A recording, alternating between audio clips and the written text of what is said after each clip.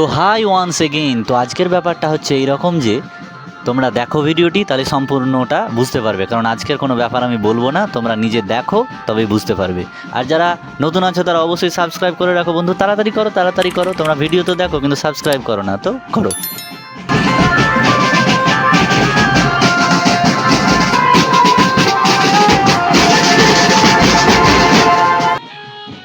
তো এত বাজনা, এত লোক, এত বাজনার সমারম্ভার, তার কারণ গ্রামে শেতলা পুজো।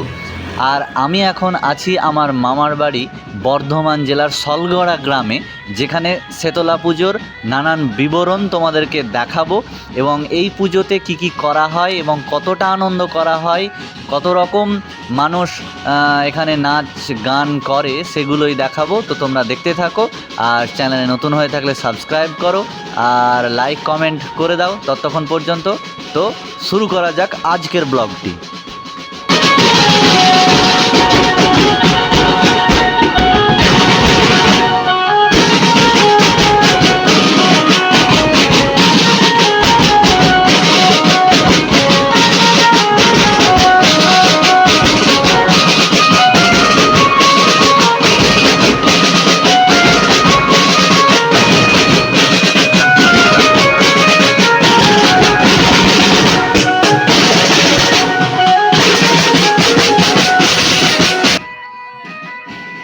তো এখন যে ব্যান্ডটি বাজছে এটিকে বলা হচ্ছে ইংলিশ ব্যান্ড। খুব সুন্দরভাবে পোশাকে সুসজ্জিত এবং দেখতেও খুব ভালো লাগছে, তোমরা দেখতে পাচ্ছ স্ক্রিনে, আর বাজাচ্ছেও খুব সুন্দর।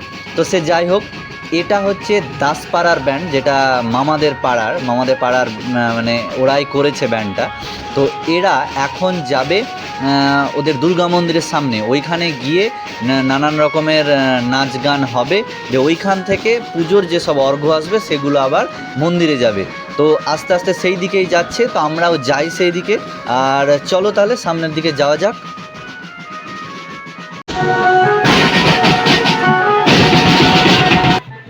তো দেখতেই পাচ্ছ ধীরে ধীরে সমস্ত ব্যান্ড এবং মানুষজন যারা আছে সবাই আস্তে আস্তে এগিয়ে চলছে সামনের দিকে। কারণ এই যে অর্ঘ্য দেখতে পাচ্ছ, এই অর্ঘ্যটা নিয়ে যাওয়া হবে মন্দিরের সামনে, এবং সেখানে পাড়ার যত যারা ব্যান্ড করেছে তারা ওইখানে যাবে এবং সেখানে কিছুক্ষণ সময় দেওয়া হবে সে প্রত্যেকটা দলকে, মোটামুটি 30 মিনিট করে। তারপরে সেখান থেকে সবাই মেন পূজা মণ্ডপের ওখানে চলে যাবে সে অর্ঘ্যগুলো নিয়ে।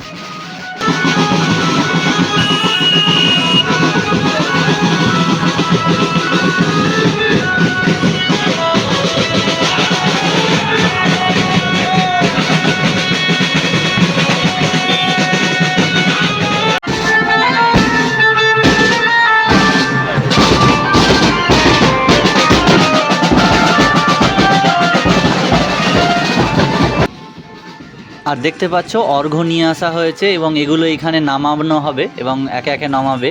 দাসপাড়ার এরা প্রথমে এসছে, তার মানে এরা প্রথমে নামাবে এবং 30 মিনিট সময় পাবে এখানে এদের নাচ গান করার। তারপরে এখান থেকে চলে যাবে এবং পরবর্তীতে আরও আর এক পাড়ার আর এক দল আসবে এবং তারাও 30 মিনিট সময় পাবে। এইভাবে 30 মিনিট করে যতগুলি পাড়া আছে সবাই সময় পাবে এবং এখান থেকে যেখানে ঠাকুর হয়েছে সেই জায়গাটায় চলে যাবে, সেইখানে পুজো হবে।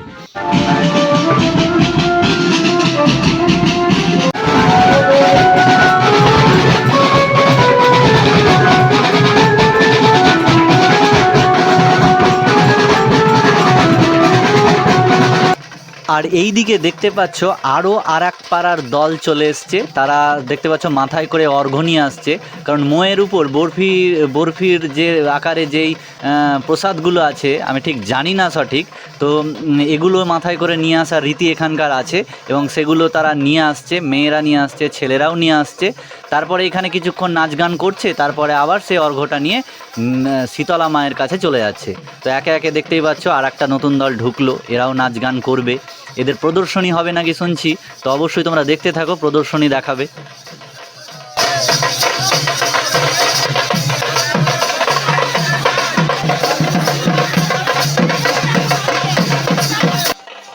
আর এই দিকে দেখতে পাচ্ছ প্রদর্শনী শুরু হয়ে গেছে, কারণ যারা ব্যান্ডওয়ালারা আছে তারা নানান রকম কৌশলের মাধ্যমে তাদের ব্যান্ড বাজানোর কৌশল দেখাবে এবং সেগুলো মানুষ সত্যি উপভোগ করবে বুঝতে পারছি, এবং খুব ভালো একটা প্রদর্শনী হতে চলেছে।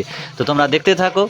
আর যারা নতুন আছো, সাবস্ক্রাইব যারা করোনি, এখনই সাবস্ক্রাইব করে নাও, আর হাতের কাজগুলো সবাই সেরে নাও। কমেন্ট বক্সে গিয়ে একটু ঘুরুঘুরি করে এসো, কারণ কমেন্ট বক্স খোলা আছে, তোমাদের যাওয়ার অধিকারও আছে। তো সেখানে যাও এবং নিজের কাজকর্মটা একটু করে এসো, তাহলে আমার খুব ভালো হয়। আর দেখতে থাকো।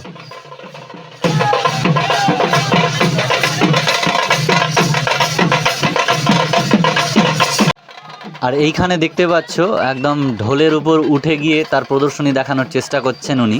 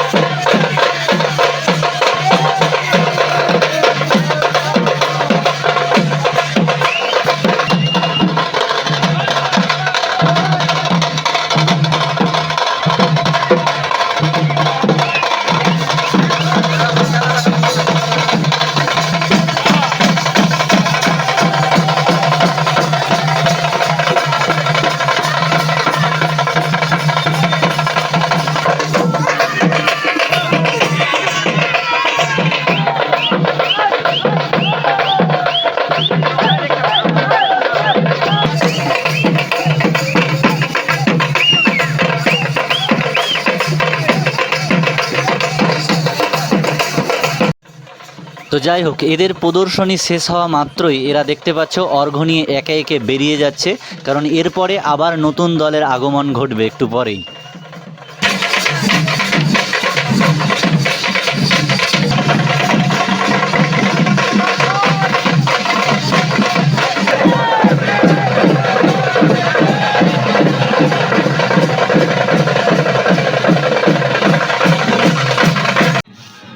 আর এই দেখতে পাচ্ছ নতুন দল ইতিমধ্যে ঢুকে পড়েছে, আবার ওদের বাজনা নিয়ে ঢুকে পড়বে। এইভাবে বলেছিলাম একে একে সব দল ঢুকবে, তাই ঢুকে পড়লো। আর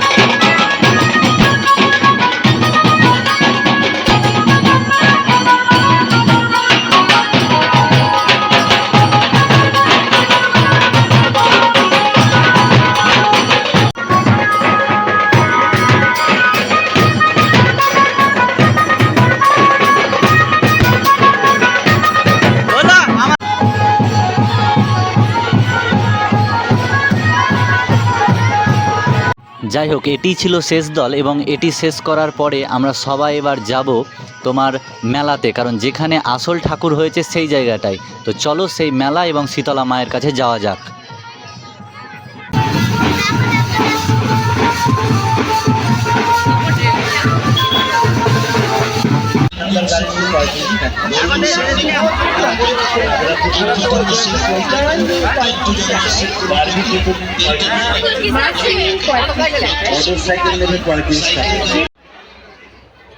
তো অবশেষে আমরা শীতলা মায়ের মন্দিরে চলে এসেছি, আর এই হচ্ছে ঠাকুর যার জন্যে এত অনাড়ম্বর করে সবাই বাজনা বাজাচ্ছে এবং এত উৎসব পালিত হচ্ছে।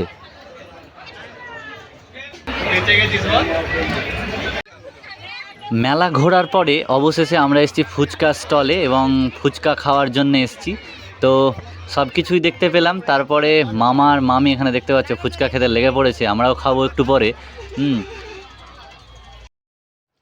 আর এইদিকে এরা দুজন আবার বায়না ধরলো যে বন্দুক চালাবে, তাই এদেরকে আবার এইখানে নিয়ে এলাম বন্দুকে শ্যুট করার জন্য। তো ওরা সবাই না পারলেও অনু একটা ফাটাতে পেরেছিল এবং গিফট হিসাবে একটা পেন পেয়েছিল।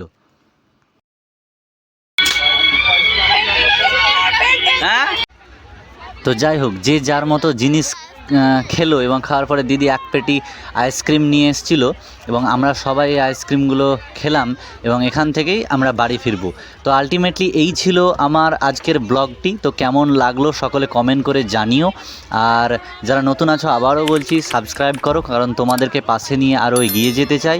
তো সাবস্ক্রাইব করে রাখো, বন্ধুদের মাঝে শেয়ার করো এরকম ফ্যামিলি ব্লগ পাওয়ার জন্যে। তো দেখা হবে নতুন আরেকটি ভিডিওতে, ততক্ষণ পর্যন্ত সকলে খুব ভালো থেকো। চলো টাটা।